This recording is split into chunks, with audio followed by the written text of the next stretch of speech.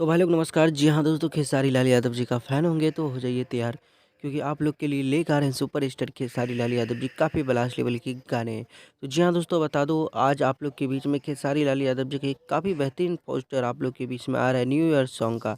तो रहिए तैयार दोस्तों, जैसे ही फाइनल पोस्टर आता है तो आप लोग को बता दूँ, इसके बाद जाकर जनवरी में जो है खेसारी लाल यादव जी का बैक टू बैक बड़ा धमाका होने वाला है। आज शाम तक वेट करिए, खेसारी लाल यादव जी का न्यू ईयर सॉन्ग का पोस्टर आप लोग के बीच में आने वाला है। तो सोचा चलो आप लोग को अपडेट दे दे। हो सकता है दोस्तों मुरुगिया आरा के हिया इसका 2.0 आ सकता है, लेकिन अभी फाइनल खबर नहीं है। जैसे ही फाइनल पोस्टर आता है तो आप लोग को बता दिया। मिलते फिर से नेक्स्ट वीडियो में।